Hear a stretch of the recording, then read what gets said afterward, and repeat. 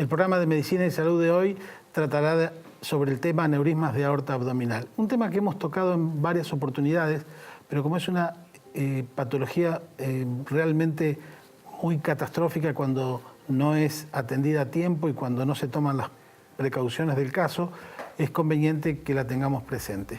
El aneurisma de aorta abdominal ya lo vamos a charlar con el doctor Víctor Bernardi, que es nuestro invitado de hoy. El doctor Víctor Bernardi es jefe de Cardiología Intervencionista y Hemodinamia de la Clínica del Sol, es director de Interventional Cardiology, ya estuvo acá en nuestra mesa hace unos días, estuvieron también las cámaras de Medicina y Salud en su sala en la Clínica del Sol, haciendo casos en vivo, o sea que realmente es un amigo de la casa y le agradecemos muchísimo su amabilidad y por supuesto su cordialidad para venir siempre a Medicina y Salud. Pero les decía, el tema aneurisma de aorta abdominal es un tema muy importante porque es muy invalidante o en casos que no es tratado con una mortalidad muy importante. Nos acompaña ya en la mesa, ya lo he nombrado. ¿Qué tal, Víctor? ¿Cómo estás? Muchas gracias, Omar. Estoy muy bien y me siento en casa, así que muchas gracias nuevamente por la invitación. Hoy nos toca un tema importantísimo, como son los aneurismas de aorta. Y como bien vos lo decías, hay un porcentaje importantísimo de, por ejemplo, en Estados Unidos, de 15.000 muertos por año, donde la prevalencia o la predominancia es más frecuente en hombres que en mujeres. La ubicación, si bien existe el aneurisma, que es la dilatación patológica de la aorta, puede ser a nivel torácico o abdominal, lo más frecuente es a nivel abdominal. Bueno, en Estados Unidos hay 40.000 reconstrucciones por año de esta patología, dado que la mortalidad, ni bien como vos también decías, es altísima en el momento que llega al punto de la fisura o la ruptura de la pared, porque está afinada, enferma, calcificada y, como decimos nosotros muchas veces, como acartonada, y hace que esa pared, cuando llega a un diámetro que supera los 5 centímetros de diámetro, se torna muy vulnerable, y es donde allí nosotros tenemos que prestar énfasis al diagnóstico precoz, no llegar a que el paciente tenga 6 centímetros y llegue a la guardia con el aneurisma roto, sino tratar de avanzar con el tratamiento para prevenir esa ruptura. Nosotros cuando hablamos de prevención es simplemente adelantarnos a los hechos, prevenir que algo ocurra. Generalmente los aneurismas de aorta abdominal se diagnostican casualmente en una ecografía de abdomen, por una vesícula, por una próstata o por alguna otra situación. En una persona mayor de edad se ve, al girar un poco el traductor del ecógrafo, se ve la aorta, y obviamente una aorta dilatada es rápidamente visualizada por el ecografista y es, por supuesto, lo primero que enfoca para seguir observando. Las aortas, vos bien dijiste, hay límites en cuanto a los diámetros que son adecuados o no. Una aorta generalmente a nivel torácico o abdominal oscila, depende de la altura del hombre o de la mujer, entre 20 milímetros de diámetro a 30 milímetros de diámetro más o menos. Cualquier cosa en el hombre o en la mujer por arriba de ello es aneurisma, pero no todos los aneurismas hay que tratarlos, Víctor. Exactamente. Primero, hablar de que el que más frecuente es el abdominal. Segundo, cuando uno hace el chequeo, que normalmente es una patología sintomática, salvo que debute con esa fisura o ruptura, que es cuando el aneurisma ya está superando el diámetro. Que es a lo que no queremos llegar. A lo que no queremos llegar. Cuando uno ya ve una aorta de 4 centímetros, ya los controles tienen que ser más frecuentes, por ejemplo, cada 6 meses, con ecografía, con tomografía, con lo que sea. Y hay veces es difícil convencer a un paciente de tratarse quirúrgicamente o por vía endovascular cuando el paciente está sintomático. Sí, ahí lo estamos viendo, o sea, en la gráfica, ¿no? El 90% de los pacientes que tienen un aneurisma son asintomáticos, es decir, no saben que lo tienen, porque cuando da manifestaciones ya es tarde. O sea, cuando el aneurisma duele, ya tiene que entrar a la sala de cirugía o a la sala de hemodinamia para ser resuelto, digamos, ¿no? Así que bueno, como decía Omar, los métodos de diagnóstico convencionales, que son la ecografía abdominal, normalmente ese es el primer punto porque allí se detecta y luego se empiezan a pedir otros estudios complementarios como la tomografía o la resonancia magnética. Normalmente, generalmente los clínicos revisan a un paciente, tienen una conciencia más de la semiología. Y al revisar a un paciente, palpan el abdomen, palpan los pulsos. Y si uno palpa a nivel del ombligo, o un poquito más arriba del ombligo, una tumoración que late y que expande en cada latido, evidentemente eso es un aneurisma clínicamente. O sea, no necesitamos ni radiografía, ni ecografía, ni nada. Los aneurismas con el tiempo, cuando se van agrandando, se calcifican y cuando uno hace una radiografía directa de abdomen, se pueden ver, como si fueran paréntesis, el borde del aneurisma calcificado, que no es lo que ese diámetro es el que uno tiene que tomar en cuenta para el riesgo del paciente, porque cuando le hacemos una angiografía, muchos de esos aneurismas tienen trombo y la luz de la arteria se ve bien, pero hay que observar bien la calcificación que está alejada de la luz del vaso. Exactamente, un poco al menos nosotros decidimos la conducta no por la angiografía, sino por la tomografía, que es un poco lo que nos muestra exactamente la pared externa de la aorta, que es la que uno tiene que tener como referencia para tomar una decisión. Por supuesto que los pacientes, cuando ya entran en el territorio de los 5 centímetros, uno tiene que proporcionarle al paciente qué alternativas de tratamiento tiene. Nosotros sabemos que el tratamiento convencional, el primero fue la cirugía, pero a partir del año 90 se empezaron a implantar prótesis endovasculares sin abrir el abdomen y que la gente está muy informada también. Y cuando viene a la consulta, ¿usted me va a hacer la intervención que me abre la panza o que no me abre la panza?, pregunta el paciente. Y recordemos quién fue quien inventó la primera prótesis. Nosotros tenemos el orgullo aquí en la Argentina de tener al doctor Juan Parodi, que fue el primer médico en el mundo que implantó en un ser humano una endoprótesis, que era un stent creado también por otro argentino, que es Julio Palmas, que en aquella oportunidad, en el año 87, fue coronario el stent, y en el año 90 fue el mismo stent de la misma estructura, coronario, con mayor diámetro, por supuesto, se implantó por primera vez aquí en Argentina por el doctor Parodi. A partir de los años 90, lógicamente, todas las industrias fueron desarrollando diferentes dispositivos. El primer dispositivo fue un balón, un globo montado arriba de esta prótesis, o sea, la prótesis sobre el balón, o sea que era balón expandible, como los stent coronarios, y diferentes empresas fueron desarrollando otras prótesis más evolucionadas que son autoexpandibles, que son las que más se colocan en el mundo en la actualidad. Pero la verdad que la impronta... Sí, yo cuando me refiero a este tema siempre digo que hay prótesis que vienen armadas de afuera y otras que se arman como un mecano dentro del abdomen, pero todas tienen la misma particularidad, es como abrir un barco dentro de una botella, o sea, desde un cuello, como si fuera un cuello de botella, que es la arteria femoral, introducimos una prótesis que se va a abrir como si fuera un barco dentro de una botella. Ese es el ejemplo que siempre doy yo, y hay diferentes prótesis, como vos decías, que están en el mercado. Exactamente.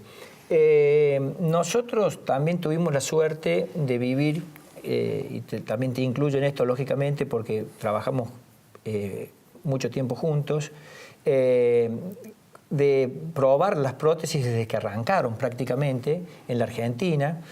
Y bueno, y al principio, no sé si recordarás, pero el cirujano venía, nos disecaba la femoral y todo el procedimiento era endovascular hecho por el hemodinamista. Hoy en día está compartido, hay cirujanos que también hacen esa intervención, lo cual es muy bueno, porque es una patología que muchas veces requiere de tratamientos combinados.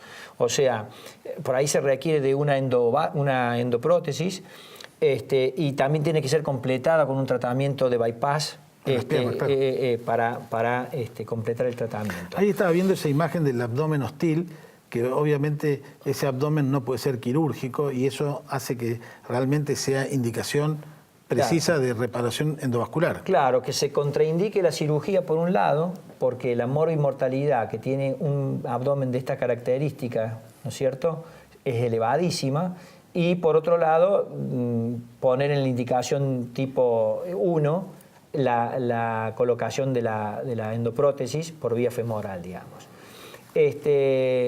Bueno, los pacientes se pueden manifestar, como decía recién Omar, asintomático en la gran mayoría de los casos, pero también tenemos pacientes que llegan a la guardia con un dolor abdominal, con un shock hipovolémico, con dolor lumbar, con la distensión abdominal, típico del aneurisma roto. Esta también es una causa de indicación de la endoválvula, de la endoprótesis. ¿Por qué?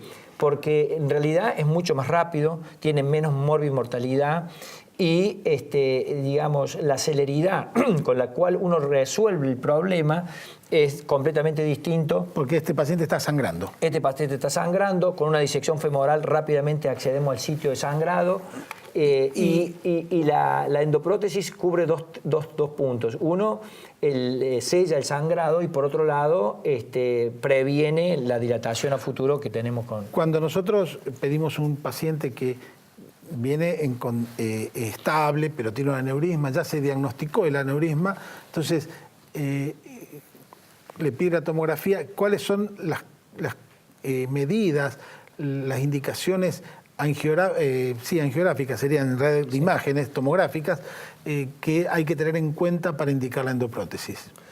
Bueno, en realidad por ahí tenemos indicaciones. Primero, el estado del paciente, la edad del paciente, el estado general del paciente es muy importante. O sea, los pacientes que son con enfermedad obstructiva pulmonar crónica, que tienen insuficiencia renal, que tienen insuficiencia cardíaca, lo posicionan a un paciente de alto riesgo. Por más que el aneurisma a lo mejor sea de 5 centímetros y no sea un aneurisma complicado desde el punto de vista quirúrgico, el paciente sí es de alto riesgo y entonces la anestesia también juega un rol importante. Por supuesto que lo que hay que tener en cuenta son todos estos parámetros que muestra la figura, que son los diámetros de la aorta sana, suprarrenales e infrarrenales, del origen de ambas arterias renales. O sea, ahí si la podés señalar vos con el... esto es importantísimo dado que nosotros le llamamos al espacio del origen de ambas renales al origen del aneurisma el cuello. Ese cuello nos va a determinar la posibilidad de elegir qué tipo de prótesis necesita el paciente, la longitud total del aneurisma, longitudinal y también transversal, que es un poco el diámetro transversal, el motivo del claro, que normalmente supera los 5 centímetros, salvo que tenga menos de 5 centímetros, pero que sea sintomático. El paciente que tiene dolor abdominal y síntomas que uno puede correlacionarlo con el aneurisma, aunque no tenga 5 centímetros, también tiene indicación de ser tratado. Por supuesto que el origen de ambas arterias ilíacas, que son las dos ramas que van hacia las piernas, también es muy importante saber si está involucrado o no por el aneurisma. Si tienen aneurisma, también que puede trasladarse también esta patología de debilidad de la pared, no solo en la aorta, sino también en las arterias ilíacas. Y entonces allí también determinar qué técnica vamos a hacer y qué prótesis vamos a utilizar.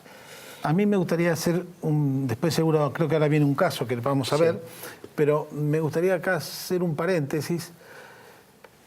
Siempre que hablo de patologías vasculares, hablo de lo mismo, de los factores de riesgo. Y en el aneurisma es muy, muy importante la hipertensión arterial, porque la ruptura del aneurisma se produce cuando hay picos de hipertensión que, como decía el doctor Bernardi, en esa aorta que estaba dilatada, débil, acartonada, esos picos de presión hacen el efecto de cuando uno infla un globo, lo expande, y esa expansión en una aorta fina, enferma, puede producir una laceración, una ruptura, y ahí sale toda esa masa de sangre que en una persona hipertensa es 170, 180, 190 claro. milímetros de mercurio de sistólica. Realmente es una canilla abierta que, si no se atiende rápidamente, no tiene opción, no tiene opción de solucionarse en forma sola. Por lo tanto, es un predictor independiente. Claro. La hipertensión arterial y la enfermedad pulmonar obstructiva crónica por la tos y todo eso es un factor independiente de posibilidad de ruptura del aneurisma. Es así. Por eso, asintomático, sí, hay que planificar la cirugía o planificar la reparación endovascular, pero no dejarse estar, porque cualquier pico de hipertensión podría producir una ruptura o una fisura de ese aneurisma, y ya estamos en otro tipo de paciente, en otras condiciones, ya no es un paciente estable. Totalmente distinto. Tenemos unas imágenes aquí para ver. Esto es directamente un implante de una endoprótesis. Sí, este es un paciente, digamos, joven, 70 años aproximadamente, pero que tiene varios factores de riesgo coronario, antecedentes de enfermedad coronaria previa, con angioplastía, un extabaquista, EPOC, o sea, enfermedad pulmonar obstructiva, y con una insuficiencia renal que no se dializaba, pero que estaba borderline. Así que a este paciente, por el alto riesgo quirúrgico, nosotros decidimos optar por el tratamiento endovascular, tener en cuenta que al momento de sellar el aneurisma, como nosotros decimos, tenemos que también tratar todas las posibles causas de que no haya filtrados posteriores desde dentro o desde afuera de la prótesis, o desde fuera de la prótesis. ¿Por qué? Entonces hay lo que nosotros llamamos leak, o que se llama fugas en realidad. Uno tiene que evitar las fugas de proximal, o sea, cerca de las renales, o distales, y ser muy cuidadoso con eso. Entonces, en este caso particularmente, teníamos la conectividad de la ilíaca primitiva derecha, si la avanzas un poquitín, con enfermedad, o sea, es decir, con una obstrucción en la arteria ilíaca primitiva derecha, con lo cual tampoco nos dejaba avanzar el dispositivo, o sea, la endoprótesis. Así que primero comenzamos con embolizar la rama ilíaca interna, que salía de esa ilíaca primitiva enferma y que iba a involucrar la parte terminal de la endoprótesis. No sé si soy claro, Omar. Sí, sí, sí. Bueno, entonces, antes de arrancar colocando la endoprótesis, cateterizamos la ilíaca contralateral, es decir, la izquierda. Entraron por la pierna derecha, giraron, por la izquierda, y para embolizar la ilíaca interna derecha. Derecha, perfecto. Ahí usamos unos dispositivos que se llaman coils, que son de 5 milímetros de diámetro. Utilizamos 4 o 5 coils con el objetivo de obturar esa arteria, que no haya circulación. Ahí están los coils colocados. Exactamente. Y ahí, entonces, con esa maniobra, con ese tratamiento, con esa oclusión de esa arteria, evitamos una fuga. Perfecto. Ahí se está viendo perfectamente los coils y cómo el flujo se ha disminuido sensiblemente. Exactamente. Luego avanzamos con un catéter marcado cada 1 centímetro, que se llama pigtail, donde nosotros nos vamos orientando por dentro de la aorta, digamos, con la angiografía. Ya en este caso ya no es tomografía, sino en el momento mismo de la intervención con el angiógrafo. Ahí se ve el calcio, ¿no?, que hablamos hoy. Exactamente. Fíjense, sin contraste. Sin contraste, la pared está enferma. Y esto es trombo. Sí, exactamente. Eso que se está marcando ahí es trombo. Con lo cual también hay que tener cuidado en el momento, ahí estamos desprendiendo la endoprótesis. Esta es una endoprótesis de un solo cuerpo. Tanto el cuerpo es bifurcada, pero es un solo dispositivo. Un solo dispositivo, con lo cual uno tiene que subir, digamos, más arriba del Carrefour, por encima de la bifurcación, digamos, de las ilíacas, y enlazar, como decimos nosotros, la pata contralateral, porque como entramos por el lado derecho, tenemos que enlazar el lado izquierdo, y con una maniobra que es bajando, justamente allí está enfocado, bajando hacia el Carrefour, o sea, hacia la división que hace la aorta en ambas ilíacas. Detener. ¿Cómo? Ahí lo detengo. Sí, sí, ahí estamos. Ahí estamos, las dos ilíacas. La ilíaca izquierda, que tiene una cuerdita que está teniendo la parte distal de la prótesis que va a la pierna izquierda. Acá vemos la ilíaca interna derecha que está embolizada y la otra pata de la endoprótesis que ya está liberada. Del lado derecho, de la ilíaca derecha, exactamente. Así que una vez que posicionamos la endoprótesis en la aorta a nivel del aneurisma, vamos chequeando con angiografías de control cuál es el origen de ambas arterias renales para justamente evitar una complicación que puede ser la oclusión de ambas arterias renales, que es justamente lo que hay que evitar, digamos, ¿no es cierto?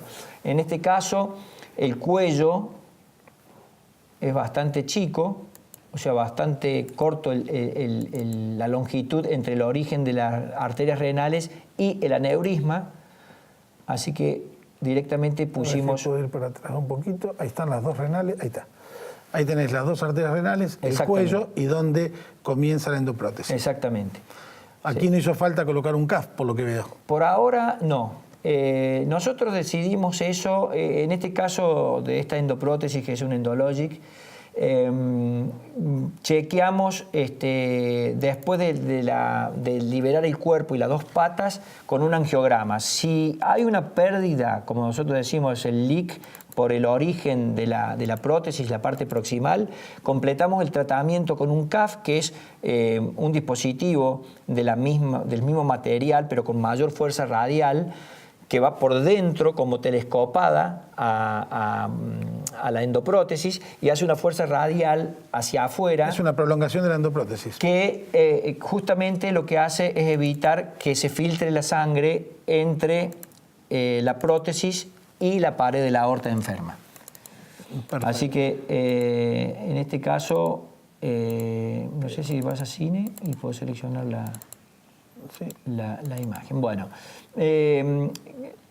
nosotros tuvimos que muchas veces para acomodar al diámetro de la arteria, porque uno se imagina una arteria perfectamente circunferencial, pero en el caso de los aneurismas de aorta, imaginémonos que la arteria está calcificada, entonces ya no es una perfecta circunferencia, sino que muchas veces están como ovaladas a las aortas y uno tiene que darle forma para evitar esas pérdidas con el insuflado de un balón. Ahí estamos viendo un CAF, ¿no? A ver si pusimos el CAF. Sí, estamos bien sobre las renales. Sí, porque teníamos espacio, claro. Entonces pusimos el CAF. Perfecto. Una vez que vemos que se filtra, si filtra hay que ponerle el CAF y evitar el problema, lógicamente, ¿no? Eso lo vemos in situ, lo vemos con la angiografía de control una vez que liberamos la prótesis y es prácticamente de rutina en este tipo de prótesis poner el CAF. Ahí estamos viendo imágenes, ahí este es el pigtail que vos nombrabas. Exactamente. Nosotros hacemos una neuroleptoanestesia, que eso no te dije, Omar, que es una anestesia, una inducción anestesia, es como un sueño profundo para que la gente entienda que muchas veces los pacientes no van con asistencia respiratoria, o sea, no están intubados, sino que están con una neuroleptoanestesia y eso también baja muchísimo el riesgo, sobre todo en los pacientes de altísimo riesgo anestésico, digamos, ¿no? Aquí se ve perfectamente cómo está el calcio aquí afuera y cómo... Es un mega aneurisma. Y cómo esta es el borde de la endoprótesis. Fíjense, todo esto quedó excluido y lo mismo del lado derecho. realmente un aneurisma gigante, ¿no? Exactamente. Bueno, a esto es donde no tenemos que llegar. O sea, este paciente nos vino referido del interior y ya venía con esta patología seguramente hace mucho tiempo y uno, bueno, tuvimos la suerte de que no hubo ruptura, pero digamos, podría haberse tratado tiempo antes, digamos, seguramente. No sé si vos querés hacer un comentario, andás haciéndolo, yo voy pasando las imágenes. Yo, digamos, con respecto a lo que es importante del implante de las endoprótesis, es asegurarse el resultado inicial, dado que el seguimiento va a ser completamente diferente cuando uno se asegura del implante. Por eso ahí estamos repasando con el balón elastomérico, tanto en las ilíacas como en la aorta, tratar de que quede bien adherida, digamos, la prótesis a la pared de la arteria, fundamentalmente de la parte sana, y evitar todas las pérdidas, porque al follow-up, al seguimiento, el paciente va a tener menos riesgo de intervenciones, menos riesgo también de que siga creciendo ese aneurisma, porque si hay fallas, el aneurisma se puede romper, aunque tenga la endoprótesis. Ahí está el resultado final, ¿no? Y el resultado final fue satisfactorio, es decir, no tuvimos pérdidas, fugas, digamos, ni proximales ni distales, y teniendo en cuenta que esa ilíaca primitiva, ilíaca interna derecha del tamaño que tenía, si no lo hubiésemos embolizado, seguramente que ahí hubiésemos tenido una fuga. Así que, bueno, es un resultado satisfactorio, pero que este paciente seguramente va a necesitar un seguimiento prolijo. Ahora, creo que seguimos con el PowerPoint y ahí creo que en la próxima diapositiva lo que nosotros vamos a ver seguramente es cómo haces vos el seguimiento de los pacientes, cuál es el protocolo, estos pacientes qué tienen que tomar, tienen que dejar tomar toda la medicación, ¿están curados? No, justamente creo que si nosotros, si es un paciente que es nuestro, seguimos con el tratamiento del grupo cardiológico, y si no, recomendamos de que no abandonen la medicación, porque estos pacientes tienen mucha patología concomitante. Entonces, tener hipertensión arterial, enfermedad coronaria, como en este caso, toda la medicación hay que seguirla tomando, vasodilatadores, antitrombóticos. Nosotros usamos aspirina y clopidogrel después del implante de la endoprótesis, y que lo usamos, lo recomendamos por un año. Hay diferentes corrientes en esto, algunos lo dan 3 meses, otros 6 meses. Nosotros lo damos por un año porque queremos también evitar la trombosis que puede generar la misma prótesis distalmente en los miembros inferiores. La tomografía, el eco y la radiografía simple son Es mandatorio. ¿Es mandatorio? Digamos, y cada uno muestra algo distinto. Por ejemplo, existen algunas prótesis que se pueden llegar a fragmentar y uno la puede ver directamente con la placa de tórax. Pero si uno quiere ver una fuga o un flujo de corrientes, el estudio recomendado es el ecodoppler, que es el ecodoppler transabdominal, digamos, nada complejo, es un estudio simple, y el caballito de batalla que a nosotros nos gusta en el follow-up, el seguimiento, es la tomografía, digamos. Veo que hay imágenes de una nueva endoprótesis que vos está en protocolo de utilizar. Exactamente. Esta endoprótesis tiene una particular, el Anelix, también de Endologic, tiene una particularidad muy importante, que es muy fácil la colocación, que se consta de 2 stents largos de alta fuerza radial, como estás viendo, se pueden ver en la primera imagen, ahí están desinflados, digamos. Se entra por ambas femorales, por punción directa o disección, se posicionan por debajo de las renales los stents y se comienza el insuflado simultáneo de ambos stents, digamos, y quedarían como flotando dentro del aneurisma. Y lo importante de esto es que tienen un recubrimiento. Una bolsa. Exactamente, que es como si uno le inyectara una silicona que va tomando, a medida que va inyectando desde fuera del paciente, la forma del aneurisma y con eso lo va excluyendo. Esto es realmente una maravilla porque uno ahí puede precisar los diámetros que tiene el aneurisma. Con el test post-implante, si hace falta inyectarle un poquito más de esta sustancia viscosa para que se que tome la forma del aneurisma, lo puede seguir haciendo. Lo que nos falta es seguimiento de estos pacientes, lógicamente, porque es una prótesis nueva y esperemos que todo... Bueno, realmente ya llegando a la conclusión de nuestro programa, creo que la utilidad de esta prótesis ha ido creciendo en los últimos años. Prácticamente muy pocos pacientes se operan, casi todos se hacen por vía endovascular. En todas partes, yo siempre hago esta aclaración en Medicina y Salud, porque bueno, si bien está hablando aquí el doctor Bernardi, y por supuesto al tener la palabra uno se entusiasma con lo que dice, pero esto se hace bien en todo el país, o sea, realmente sí. Es un procedimiento que está muy afinado, está muy ajustado. Quienes empezamos a hacer estas cosas hace muchos años y quienes las están haciendo también actualmente ahora con mucha experiencia. Y lo que es más importante, las diferentes prótesis que hay, cómo han ido evolucionando y cómo han ido avanzando y que nos permiten trabajar con mayor tranquilidad. El aneurisma de aorta abdominal hoy dejó de ser una gran cirugía para convertirse en un tratamiento endovascular con muy buenos resultados, Víctor. Exactamente. Como bien vos decías, nosotros fuimos protagonistas desde el inicio de los implantes endovasculares.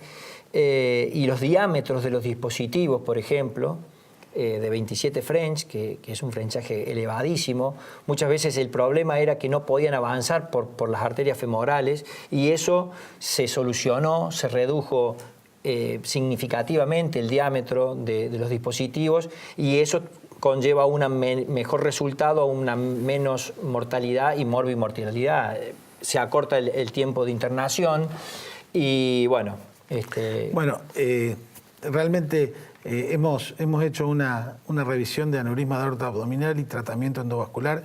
Te agradecemos, Víctor, muchísimo tu presencia, el doctor Víctor Bernardi, jefe de cardiología intervencionista y hemodinamia de la Clínica del Sol y de Interventional Cardiology, un grupo que él tiene con muchos médicos y técnicos que lo acompañan siempre y en varios lugares, no solamente aquí en Capital Federal, sino también en el interior. Te agradecemos mucho, Víctor, tu presencia. Siempre Medicina y Salud está abierto a lo que vos quieras comentar. Muchas gracias, Omar, por la invitación y espero verte pronto. Bueno, y a ustedes les agradecemos, por supuesto, su atención. Un programa muy interesante. Creo que deja dudas porque, por supuesto, uno quiere saber si esto puede ocurrir a alguien de la familia, pero también nos sacó muchas dudas en cuanto nos tranquiliza que es de una resolución no fácil, pero sí establecida, una resolución que se practica en muchos lugares de nuestro país y aquí en Medicina y Salud se lo acercamos a ustedes. Gracias por su participación y como siempre en nuestras redes sociales podrán hacernos llegar todos los mensajes que quieran referente a este programa o a cualquier otro de los programas que ustedes puedan ver en YouTube. Gracias y nos vemos en el próximo programa aquí en Medicina y Salud.